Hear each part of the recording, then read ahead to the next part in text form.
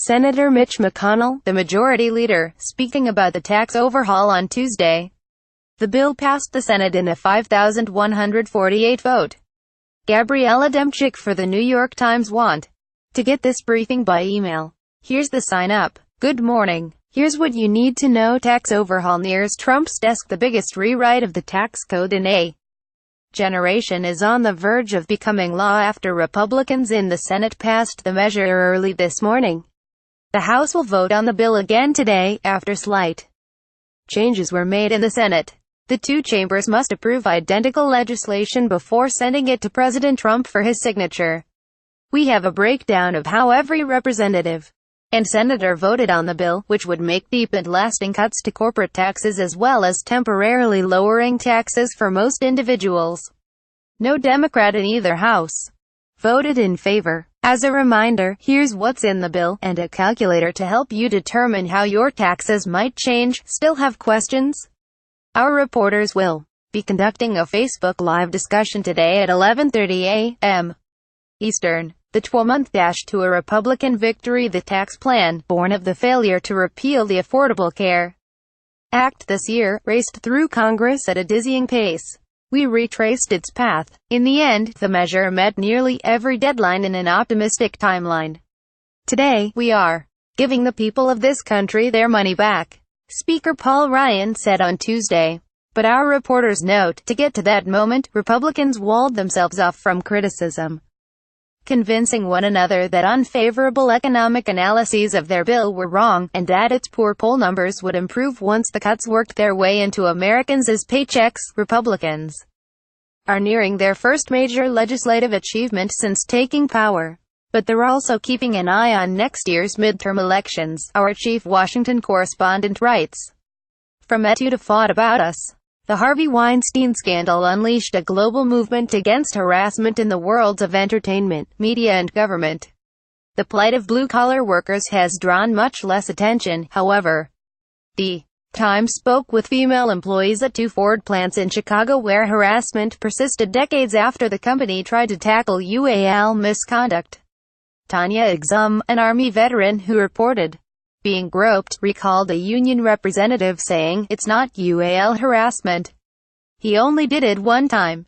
If you're a blue-collar worker, you can confidentially share your experiences here. To read more, sign up for our newsletter, The Me Too Moment. Christy Vance said a supervisor at a Ford plant in Chicago who had been giving her easy jobs like placing radiator caps began asking her to play hooky from work with him. Alyssa Shukar for the New York Times. The source of subway ride as misery. New York City's subway system has had its worst year of delays since the transit crisis of the 1970s. An investigation by the Times found that the Metropolitan Transportation Authority's flawed policies and practices led to preventable breakdowns. A close look at service in June, the system's most delayed month this year, highlights how avoidable maintenance problems cause commuter anguish practically every hour. Outside a subway station in Harlem after a rush-hour derailment in June. Karsten Moran for the New York Times. The Daily Congress is using the tax bill to kill the Affordable Care Act provision. What does this mean for the future of health care? Business. A consulting firm has pulled out of a federal contract with the EPA after it was disclosed that a lawyer among the firm's top executives had been investigating agency employees critical of the Trump administration. Porch pirates are busy during the holiday season, swiping packages from doorsteps. But homeowners and retailers are striking back with cameras and other technology. Uber lost a major legal battle today, when the European Union's highest court declared that the company must comply with tough rules governing traditional taxi associations. The Winklevoss twins, Tyler and Cameron, were once mocked for their investment in the virtual currency Bitcoin. Who's laughing now? Separately, a hedge fund dedicated to virtual currencies released its return to investors. 25,004%, not a typo. U.S. stocks were down on Tuesday. Here's a snapshot of global markets. Smarter living tips, both new and old, for a more fulfilling life. How to be a better traveler. Here's what we learned in 2017. The best toys and games that teach kids how to code. Recipe of the day. Go retro with stuffed mushrooms. Noteworthy dancing down the years. Today's 360 video continues our series in which dancers of retirement age reflect on why they're still practicing. My perspective as a dancer is completely dramatic because I'm identified with the body, said Douglas Dunn, 75.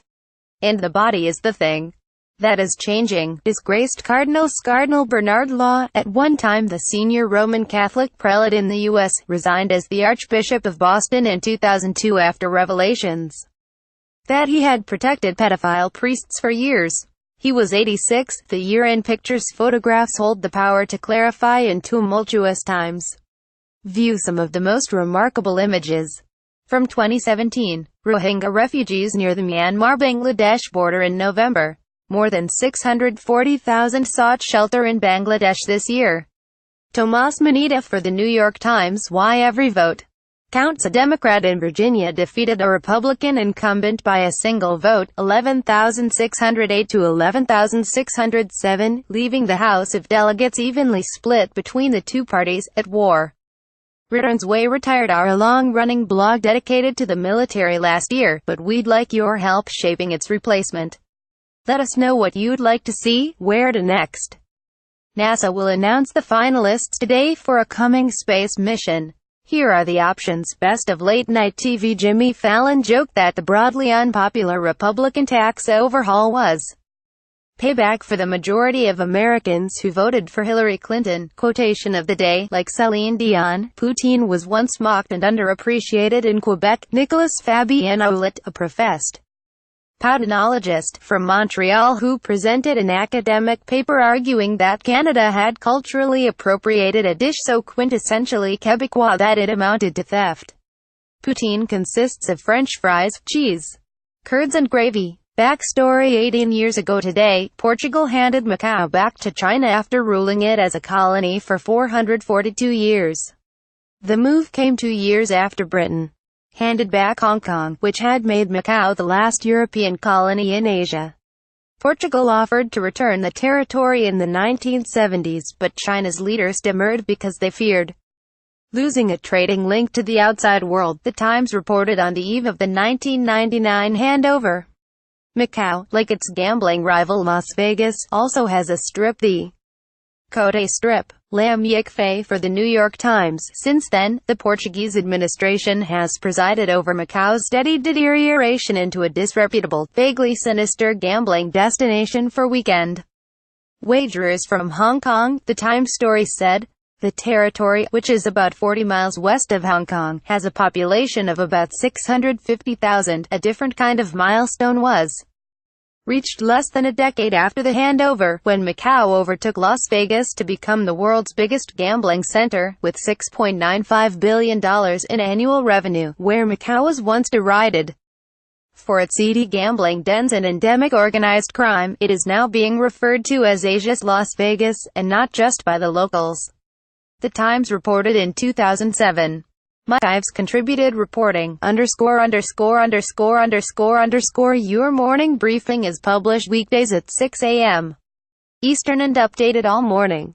Browse past briefings here. If photographs appear out of order, please download the updated New York Times app from iTunes or Google Play. What would you like to see here?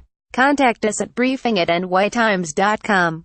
You can get the briefing delivered to your inbox Sunday through Friday. We have 4 global editions, timed for the Americas, Europe, Asia and Australia, and an evening briefing on weeknights. Check out our range of free newsletters here. Follow Chris Stanford on Twitter @Stanford.